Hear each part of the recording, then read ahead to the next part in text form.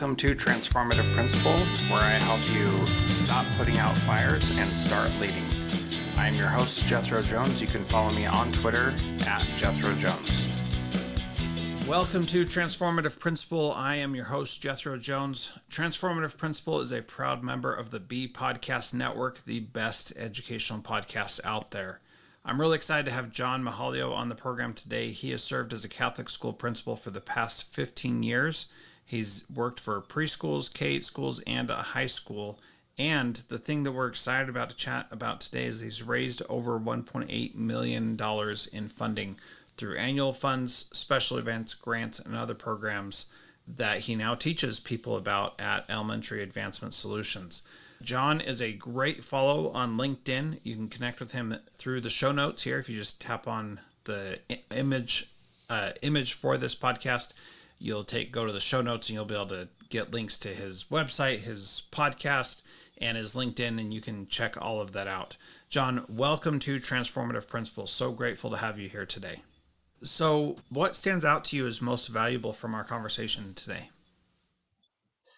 I think one of the biggest things that schools need to recognize is that while many of us operate in a system of schools, you're not alone. There's principals and advancement directors and recruitment officers and everybody out there doing the same job that you do all across the country. And you're not alone. It's a great opportunity with the technology that we have now. Maybe that's one good thing that came from COVID, is recognizing the ability that we don't have to be in the same room with one another to learn and grow with one another. So I think the biggest thing for me is the ability to come together with other leaders all across the country and just work with each other without having to be sitting right next to each other anymore is such a blessing these days. 100%. For me, the big takeaway, you dropped this little nugget towards the end, that 90% of your problems can be solved with the 3 C's. And I just think that is so powerful. So I'm really glad that you shared that. So make sure you listen until you hear that. Incredibly powerful. Thank you so much for listening to Transformative Principle. We will get to my interview with John in just a moment. So John, I think a good place to start is you've been a Catholic school principal and a public school principal. What's the difference between being a Catholic school principal and a public school principal that most public school leaders just don't get? Yeah, that's a great question, Jethro. And I was an assistant principal for 5 years in a public school before becoming principal of 3 different Catholic schools over the last 15 years. I think one of the biggest differences is, as a Catholic school, you are responsible. I mean, you're responsible for everything that happens within the school. You know, as a public school administrator, we had money that was allotted to us from a particular, whether it be a district or county or things like that. And it's, here's the money you have for your budget. When you're working in a Catholic school, everything about that school is yours, whether it's the tuition that you're setting and your enrollment goals, your marketing, your communications, your advancement planning, your fundraising efforts. Everything that is happening at your school is yours. And it really is your job as a Catholic school leader to set the vision for what it is that you want your school to achieve. And so, for example, within a public school system, you may have the county itself setting the course and the textbooks that we're going to use and everything like that. Whereas in a Catholic school, you're kind of a system of schools rather than a school system.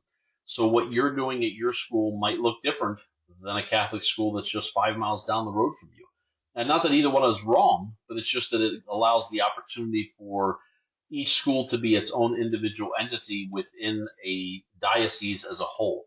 So it's a really unique experience. It forces you to wear a lot of different hats as a Catholic school principal. And like, for example, I give you one that may sound very simple, but when there's poor weather, the county schools will just say, hey, county XYZ is off today and we're closing.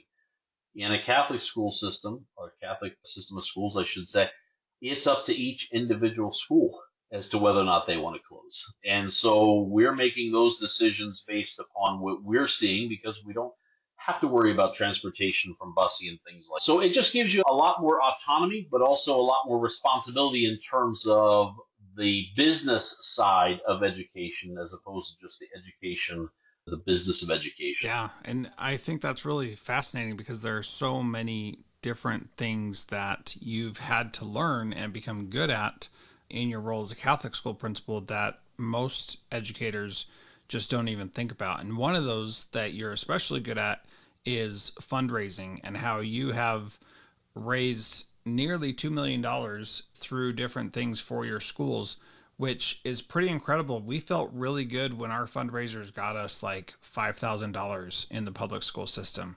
And it's different in the Catholic school system, but there's something really special there. So tell us about what that looks like to be able to raise that much money and even more, because you've helped other schools do it too. So I'm sure that number has just gone up.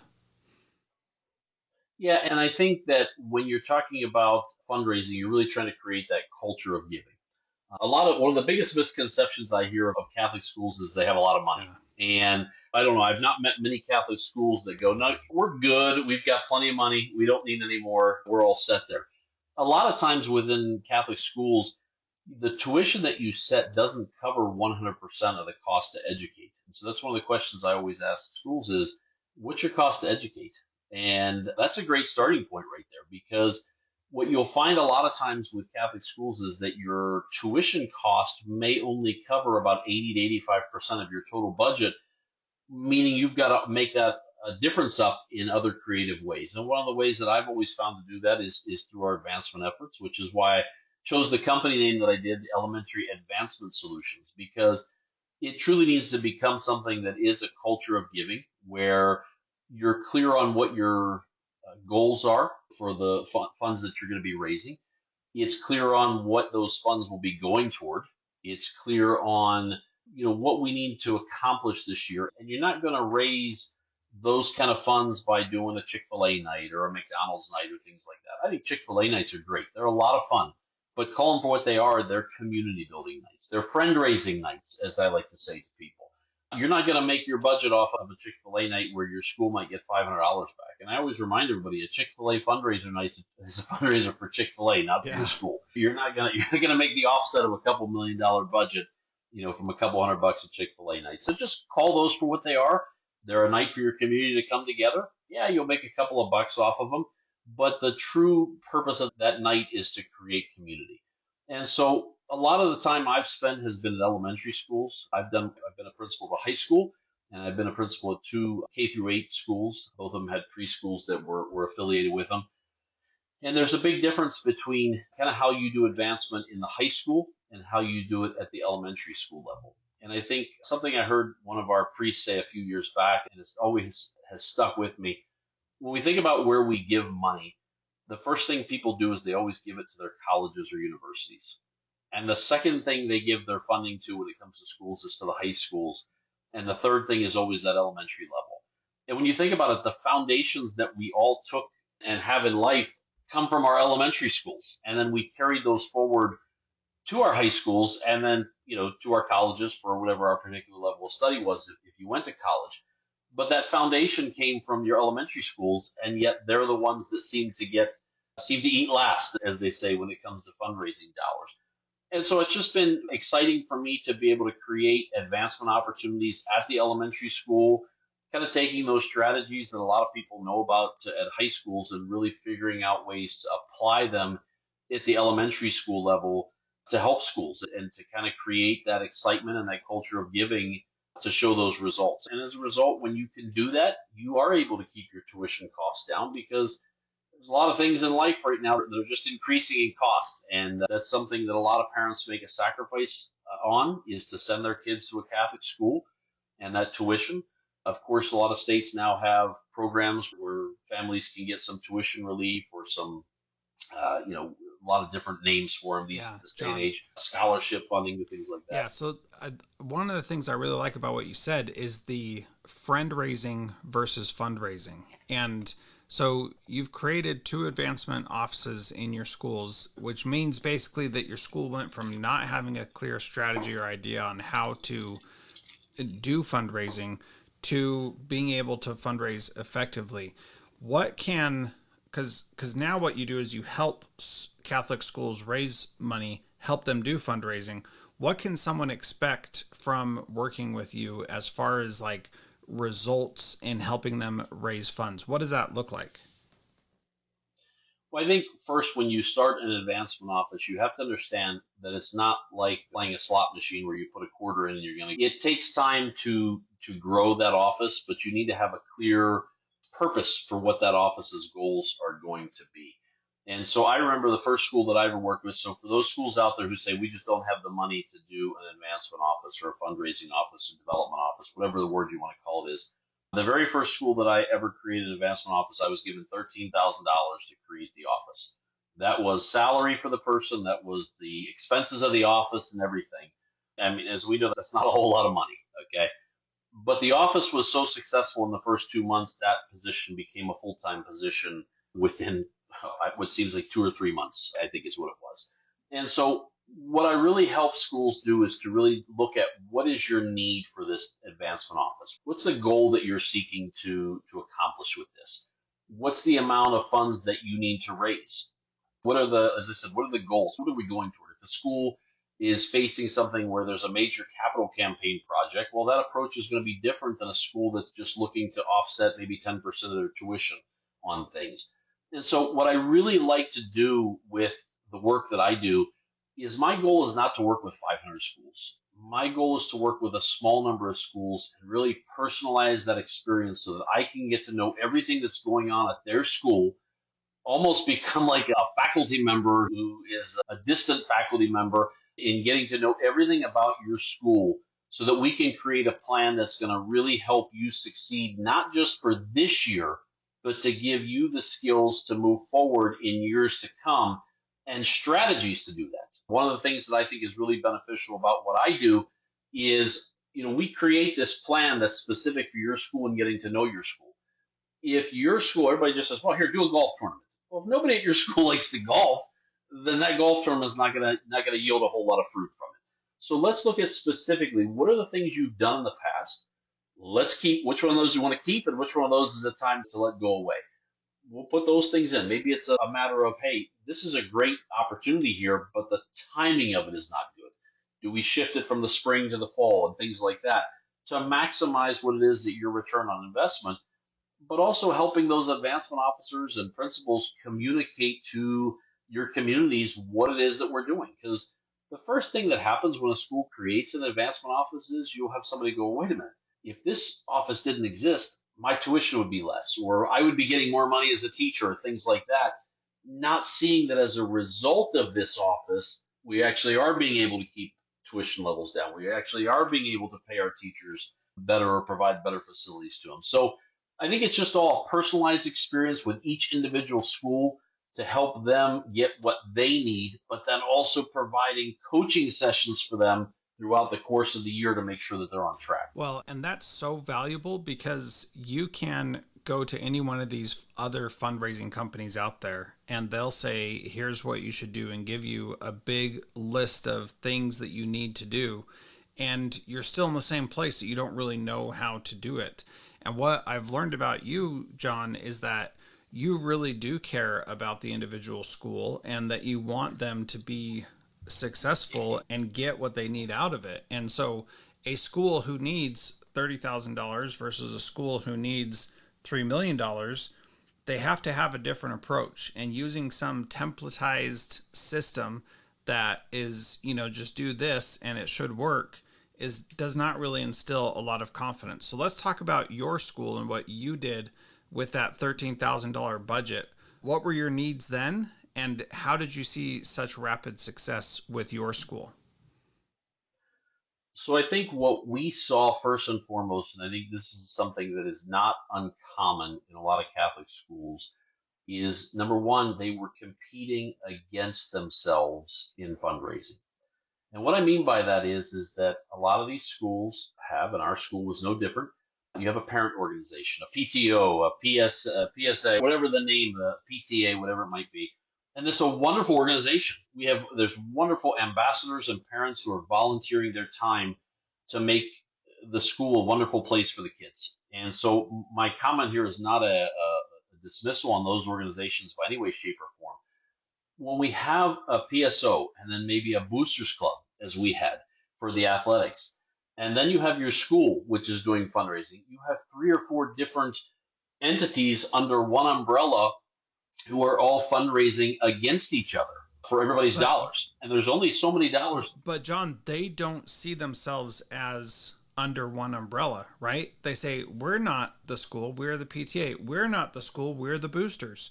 We're not the PTA or the boosters, we're the school. And but the community, the people who come to your school, they see them all as one thing, right?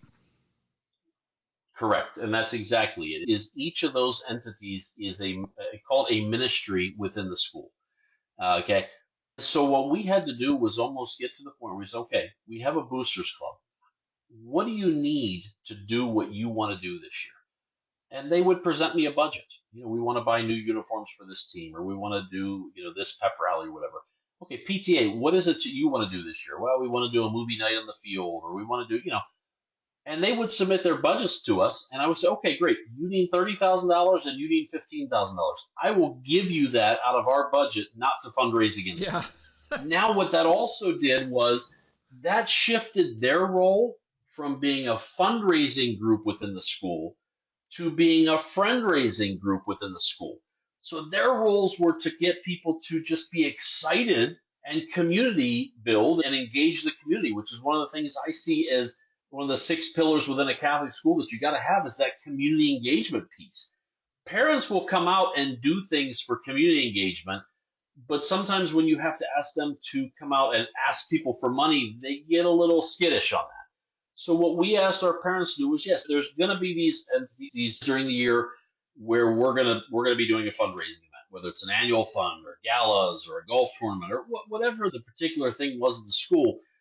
But if we really look at how much we're asking parents for money each and every month, and take into account that every time you ask parents for a lunch money, school pictures, a yearbook, a dress down day, every time you're asking parents to give money, and we can say, let's eliminate all that. Let's put everything under one advancement umbrella.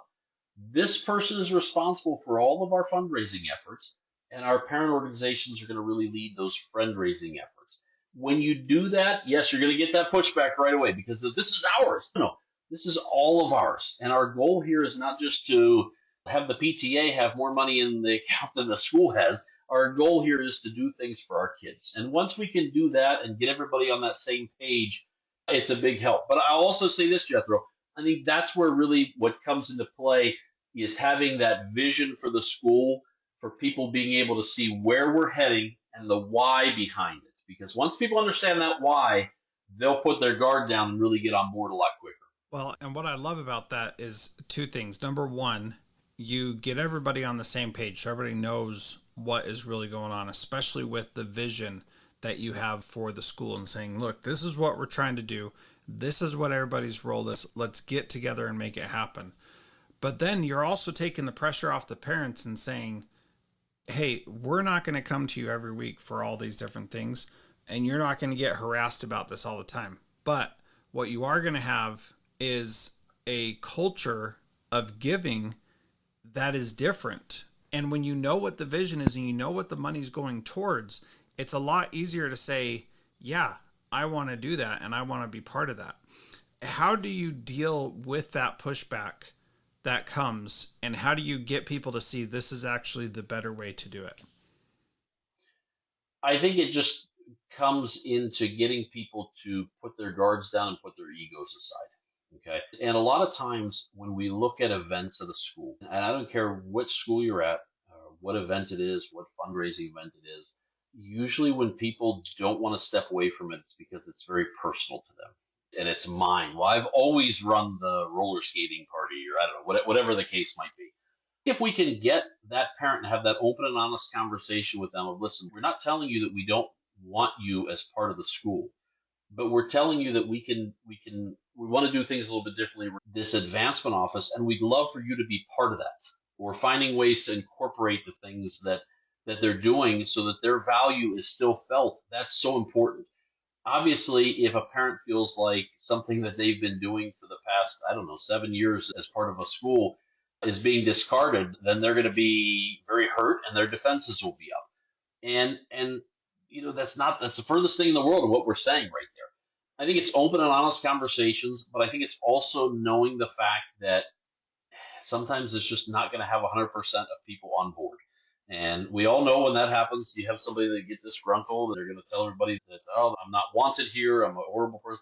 Nothing could be further from the truth. And I think just making yourself available, showing those individuals that their value to the school, that you very much want them to be part of the school, but just that we're trying to take things in a direction where it's more streamlined so that they can see how their time and energy being spent is going to be better for the school.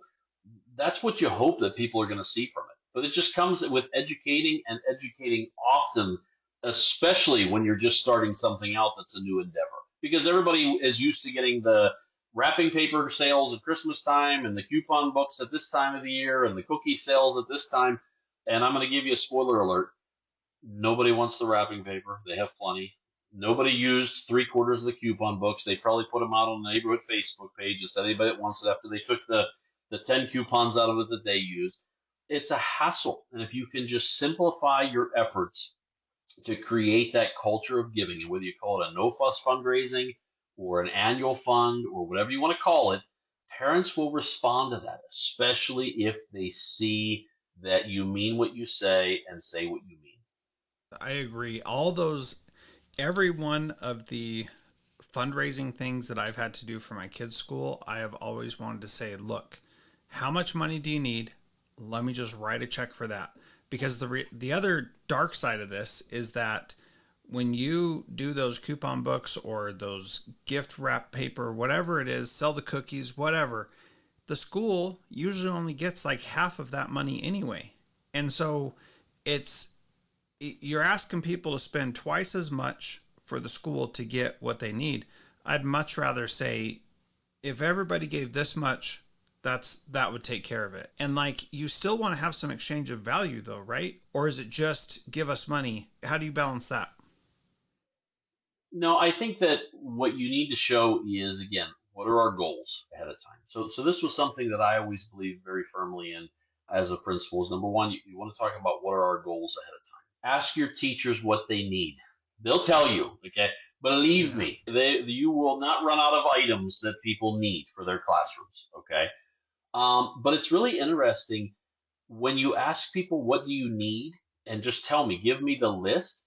People start to really put some thought into that. And the list is not as long as you would expect. And oftentimes I was saying to people, give me more. We want to do more for you. Okay.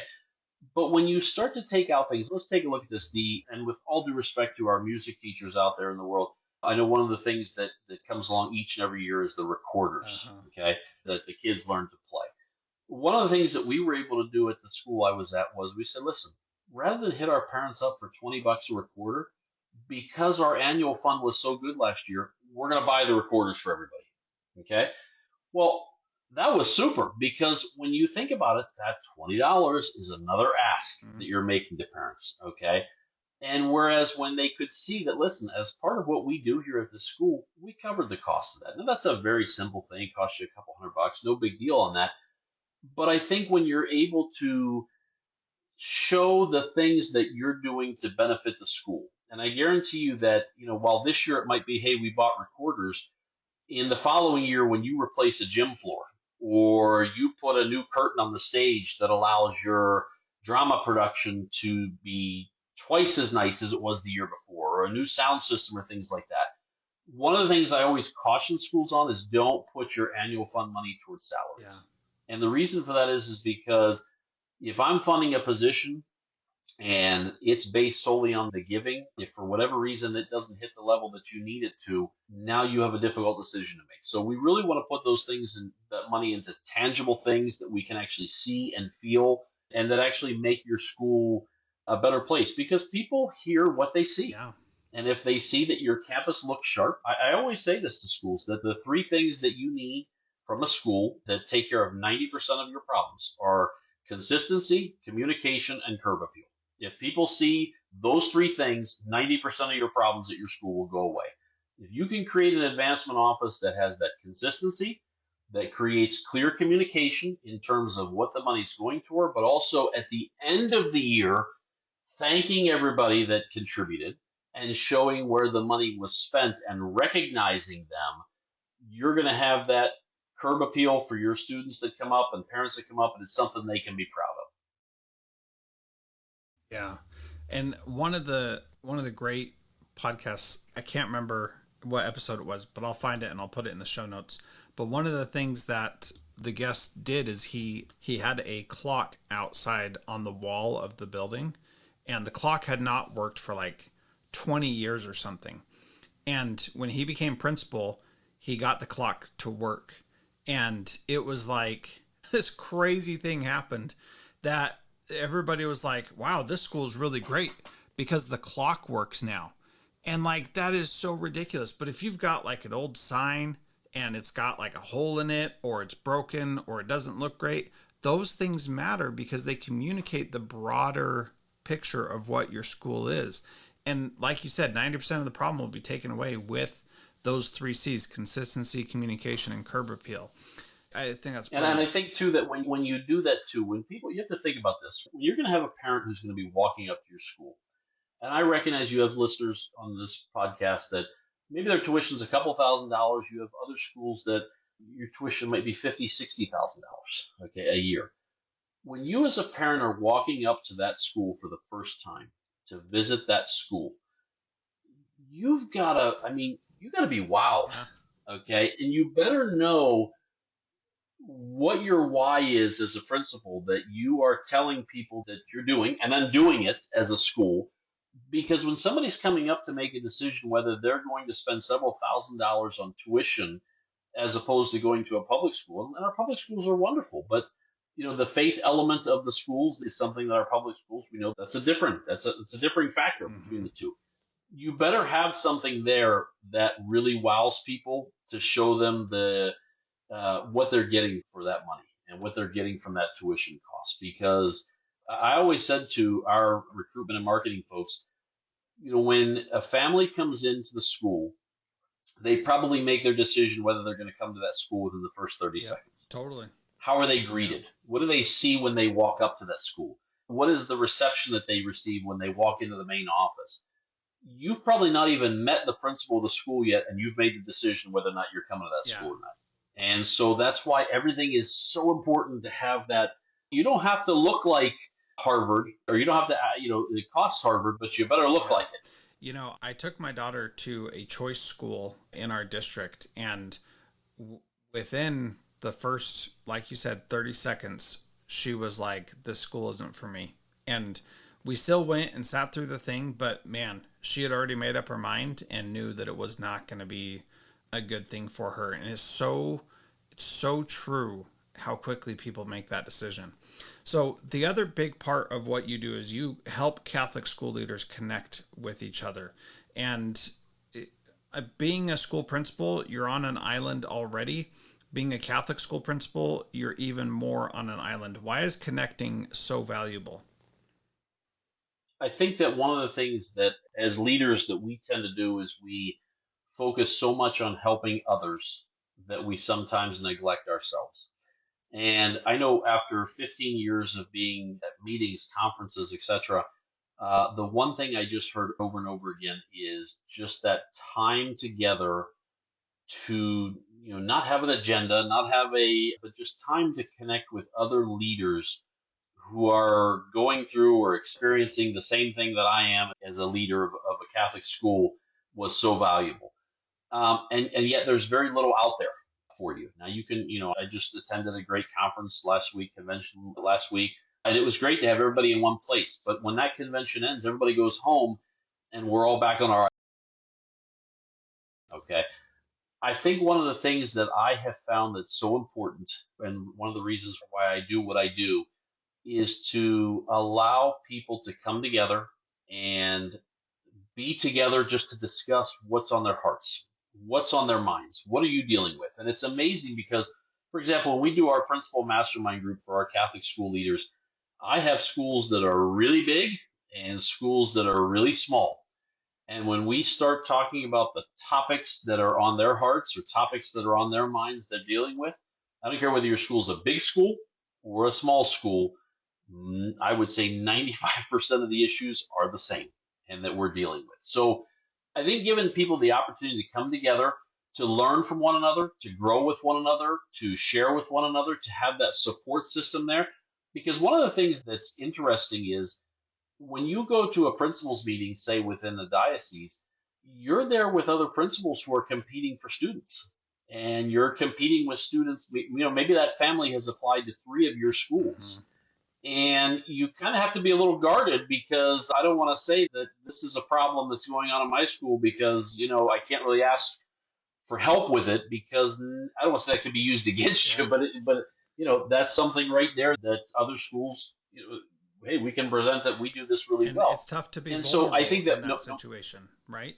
it is absolutely, and it's not that we don't trust each other or anything like that, but we're just all competing for the same group of kids in a lot of schools, and so I think this gives the opportunity. And I asked one of our mastermind principals one time. I said, "What do you like about this?" And she said, "What I truly appreciate is it's a safe space where I know I'm not going to be judged. I can be vulnerable. I can be myself, and I can just kind of let my guard down for a little bit. And I always leave our time together feeling refreshed and feeling like, okay, I've got Yeah. this." Okay. And I think that's the thing right there. As a public school assistant principal, I remember we would come together every month for a whole day. And we would spend a whole day together to learn from each other and to team build and to talk about a particular topic of the day. A lot of our schools are very spread out. One of the leaders that I met with yesterday, her school is in point A, and one of the schools in her diocese is 8 hours away. Well, that's kind of tricky to come together on a monthly basis when you're 8 hours away Yeah. from a school in your diocese. And so the ability to come together on an ongoing basis to continue to provide that support for each other is something I think is so, so valuable and something that people just really are craving in our Catholic schools. Because I see it out there, Catholic school principals or advancement directors, or even folks who want to be principals in the future. You're out there and you're really left to find those avenues to grow as a leader on your own. And so I think that's something that I really want to provide to people is that platform to come together. Mm-hmm. Yeah, that's incredibly powerful. And you're so good at it also. And so, like, because I've watched you interact with principals, and you were asking questions that I never would have even thought about. And I was like, oh, dang. There really is a lot different here. And even at the beginning of this show, when you said, what's the cost to educate a kid? If you ask a public school principal that, they have no idea. And that's an essential metric that you've got to know as a Catholic school principal. So, how can people? Well, and I was going to say on the other side of things for our advancement officers out there, one of the questions we always ask is, what does it cost you to raise a? If you think about that from your fundraising efforts, what does it cost you to make $1 at your Yeah, school? Okay. And when you start breaking it down, and if you see that you're spending $1.50 to make $1, you need to take a look at yeah, things. for sure. Okay. So when we talk about what does it cost to educate a child, and let me tell you, the first and foremost, as a Catholic school principal, the most important thing was educating our kids and our faculty in the faith. That's number one. But there is this business side of running a Catholic school that we have to face and we have to deal with because oftentimes who are our principals that come in, but people that were really great teachers in the classrooms, but they're not prepared for that piece of things with budgeting and with recruitment and with fundraising and advancement efforts that we're forced to deal with and spend a lot of time on. Mm-hmm. Yeah. So, how can people connect with you and get to know you and the work that you do better, John? Yeah, so I have a website is www.elementaryadvancement.com.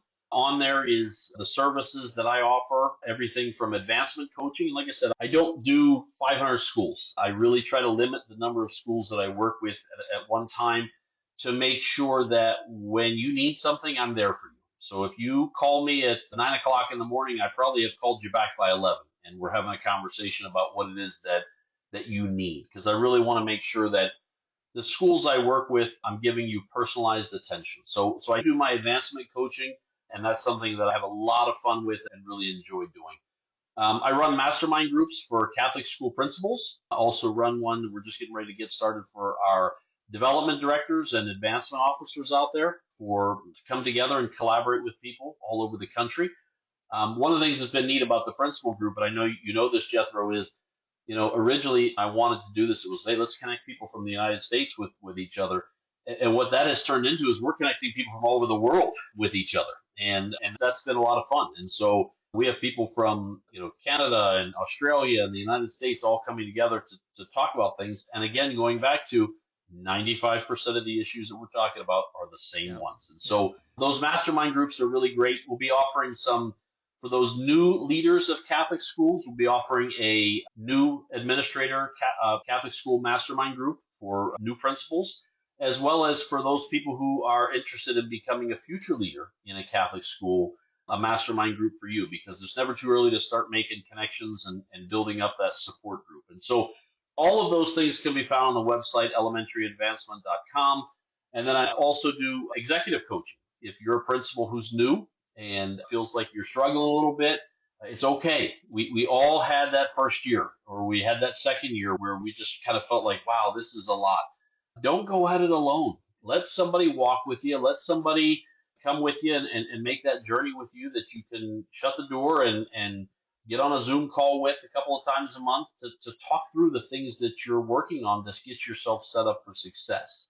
So that's another service that I offer. And the final thing is I do a podcast, which I know you know all about, the Catholic School Leaders Podcast, where I try to just find topics that are relevant to Catholic school leaders, but yet I find they're topics that we're not always talking about and things we should be talking about. And so there's a lot of really great episodes on there that I think people will really find beneficial. Yeah, absolutely. Very good stuff. So elementaryadvancement.com, and then you can check out the podcast as well, Catholic School Leaders Podcast, wherever you're listening to podcasts.